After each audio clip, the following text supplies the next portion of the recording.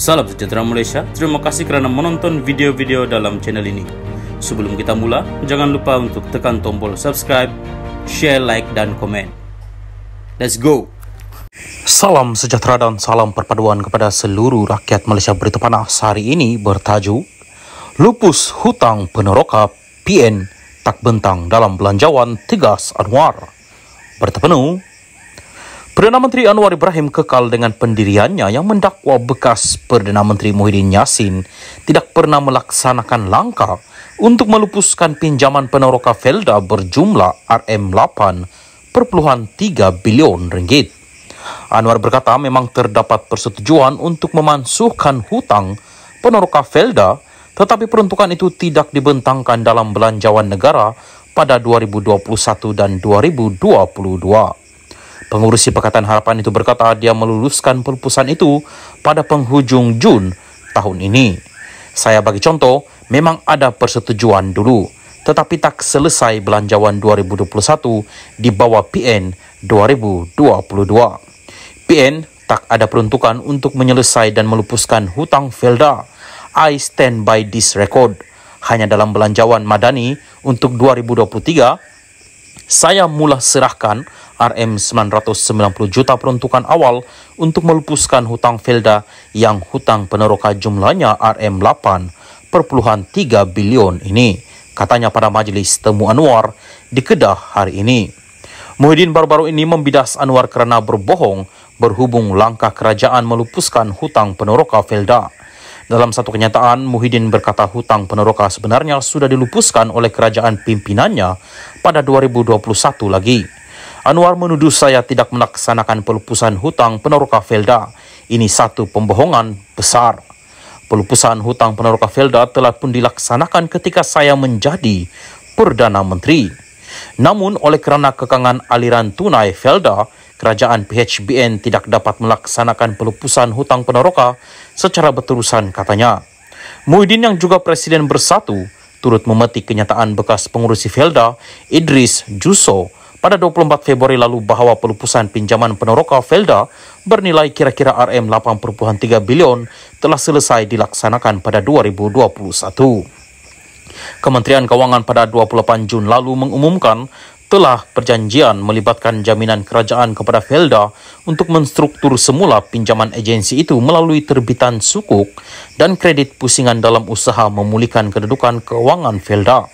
Jaminan kerajaan itu ditandatangani oleh Anwar yang juga Menteri Keuangan. Kementerian itu berkata sebahagian besar daripada penstrukturan semula itu adalah untuk mengurangkan prinsipal hutang Felda dengan institusi keuangan sebanyak RM7.9 bilion ringgit. Penstrukturan semula itu juga mengurangkan kos keuangan Felda terhadap kadar faedah yang dikenakan serta membolehkan Felda memberikan pemansuhan 80% hutang peneroka berjumlah RM8.3 bilion yang dilaksanakan pada 2021. Salam sejahtera dan salam perpaduan kepada seluruh rakyat Malaysia. Berita panas malam ini bertajuk Pilih Mahathir, kesilapan Hussein On paling besar. Berita penuh. Kesilapan memilih Dr. Mahathir Mohamad sebagai pemimpin nombor 2 UMNO mengubah hala 7 negara kata pemimpin DAP itu. Serangan terbaru Dr. Mahathir Mohamad mendorong Lim Kit Siang mengenang kembali pengakuan bekas Presiden UMNO dan Perdana Menteri Hussein On mengenai kesilapan terbesarnya dalam hidup. Kesilapan penilaian ini yang mengubah hala 7 negara menurut veteran DAP itu telah meletakkan Dr. Mahathir di landasan kekuasaan. Perdana Menteri Malaysia yang ketiga Tun Hussein On memberitahu saya selepas persaraannya pada tahun 80-an yang kesilapan terbesar dalam hidupnya adalah menjadikan Mahathir sebagai timbalan Presiden UMNO pada tahun 1976 yang telah membolehkan Mahathir menjadi Perdana Menteri sebanyak 2 kali selama hampir suku abad, katanya. Lim berkata ini membolehkan Mahathir menjadi Perdana Menteri sebanyak 2 kali dari 1981 hingga 2003 dan 2018 hingga 2022. Namun, perlu diingatkan Mahathir menjadi Perdana Menteri kali kedua kerana sokongan PH.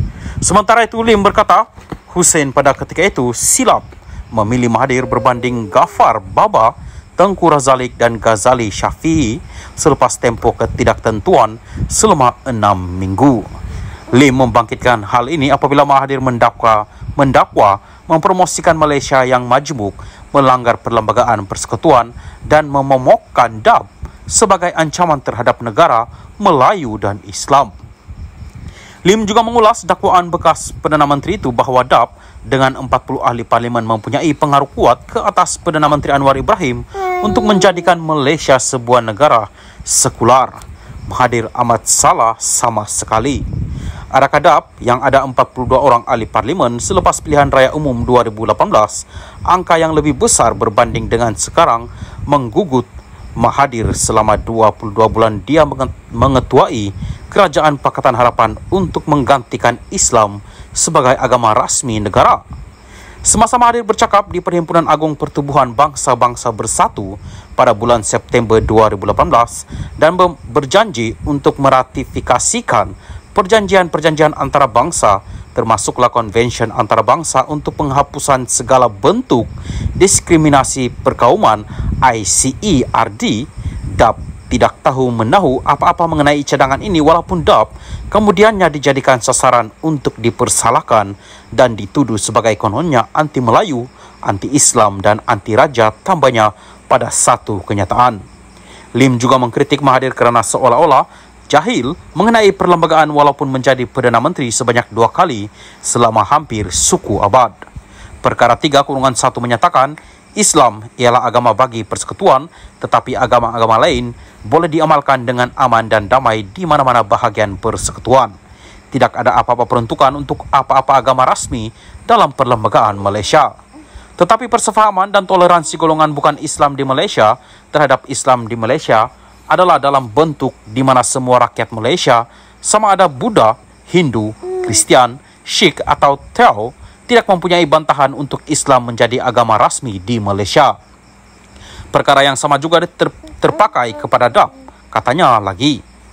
Lim berkata dia gagal memahami bagaimana Mahathir boleh membuat kesimpulan bahawa mempromosikan Malaysia sebagai negara berbilang kaum itu bertentangan dengan perlembagaan.